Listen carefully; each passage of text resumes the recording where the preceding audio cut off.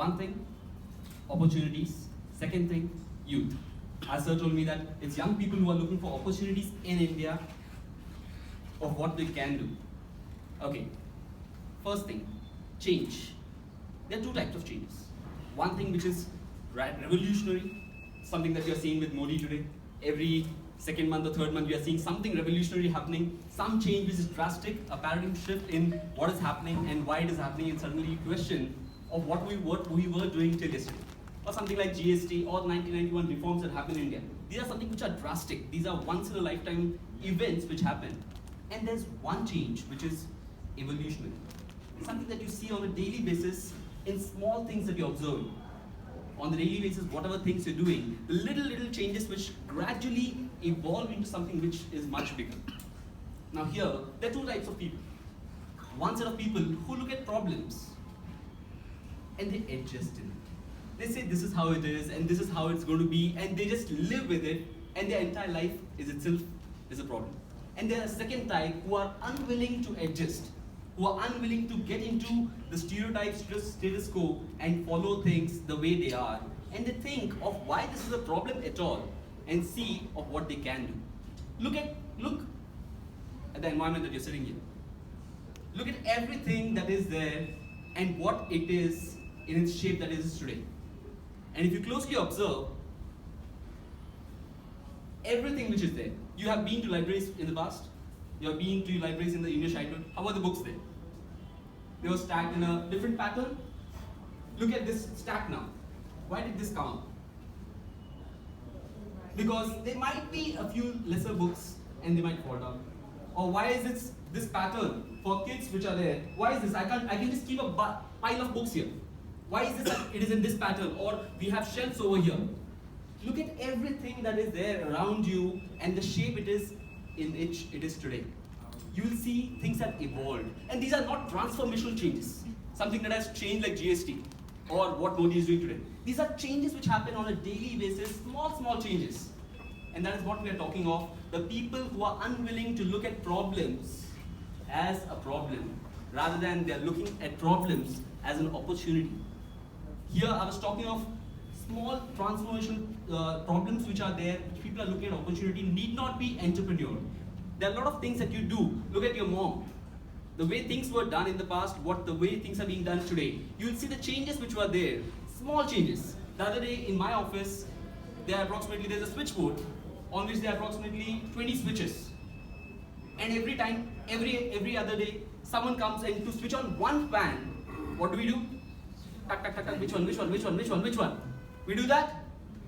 And some person came in and he said, sir, let's put a standard pattern to this. Maybe let's have this series of lights as A, this series of lights as B, and this series as B and C, and fans with some other coding. And let's tell everyone that there's a coding. So next time someone comes, if you want to switch on this series of lights, you know what to press. Yes, no. That's a small change. Need not be entrepreneurial. But that's a small change, but that change is evolving. That change is something which is helping things in a better. Look at the first car which was invented, didn't have a handle or a reverse gear. And look at the car that we have today. You look at the change that has happened. The first car was itself a revolution. But what has happened today, if you look at the rear view of a car, why do we need a rear view? Why do we need a rear view?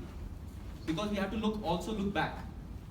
We have a reverse gear because we want to move the car back. Earlier it was not there, but someone thought that I want to move back and I don't want to sit on that problem. Okay, it is not there. So the one section of people who will always be there, okay, I'll get down, push the car back and do that. But someone thought, what can I do about this problem? They looked at that problem as an opportunity and they worked on that. And they worked on solving this. They got the reverse gear, they got the rear view, they got the side view. I'm talking of one car. I'm talking of, you can look at everything that is there today in the shape in which it is today. And you will see what it was, and there was a problem as a result of which it has transformed into what it is today. And let me tell you, 10 years down the lane, this might not always be there. There might be someone who might feel that this thing can be done a little better. This thing can be a little better in this way. And someone might transform. 10 years down the lane, come to this same place, and you'll find all these things in a different shape altogether. And you'll find that this is something different. This is something that I did not think of. I was limited in my imagination that, okay, this can be like this, and I'll have to adjust with this. But someone might think that's better. Let's do it something better in which our problems are resolved. Now coming on to the story of entrepreneurship. If you look at closely what our startups are there today, the story that you're listening to, the vision of every startup, you read the vision statement of every startup, it will in effect be nothing but a problem resolution statement. It addresses one problem or the other. Every vision. You talk of Swiggy, midnight 12, I need something to eat. I don't want to go anywhere. I have it right in front of me. I have an app, I'm down, I'm ordering something right there. Someone somewhere sad all through their life sitting that I'm hungry and have water and sleep. But someone thought, how can I give food to them at that time? And that's where Swiggy was born. You look at Redbus. Someone, how often was it during your childhood days that we were pestered with regard to agent booking, availability, yes, no, which travels? What's happening today? One app, Hyderabad to Bangalore, Friday night, immediately I want a ticket, I get it. Thanks to Redbus. Another example, Ease My Trip. The story of a guy whose father used to travel a lot. And one fine day he got to know that his travel agent called him for 1500 rupees. The same flight ticket he was getting at 1500 less on an online website. But he didn't bother to check into that. And that's where he came into the picture. He said, why am I paying more? Why am I paying this convenience charge which is more? Everyone has their own problem, and as a result they think that what is viable and how they can solve this. Talking of something which is much serious, a father had his son in a deep mess with regard to his health because of having bad water. And that's where Kent RO was born. He looked into all the water purifiers in the market and he realized none of them was good enough to solve the problem that his son had as a result of bad water. And that's where he engineered and he experimented with different things. And that's where Kent RO was born. And today it's a market leader. Look at any good startup that you have. Look at your whatever ideas that you have.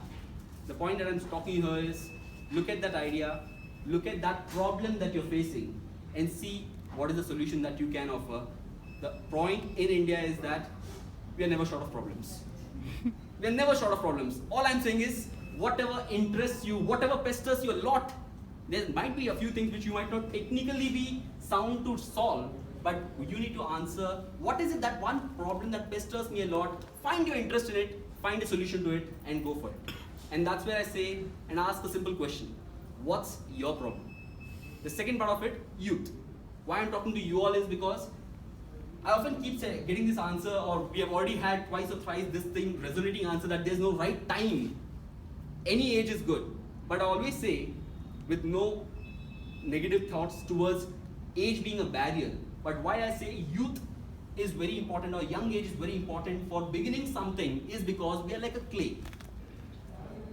As time passes, we become a lot rigid. We become rigid with our responsibilities, with our roles that we play, the responsibilities that are there on us, and as a result, we become limited in the ability to take risks.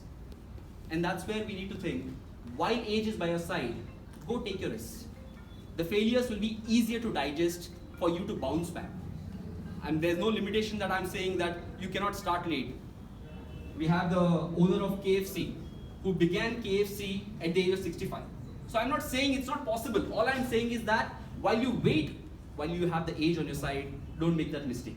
So while you're young, go for it. It's okay to fail and it's okay to experiment. Unless you fail more often, as Bala sir said, you have to fail more often to know what all you can do. And that's where you get answers to what all is possible in your life. So with that, I'll say just thank you.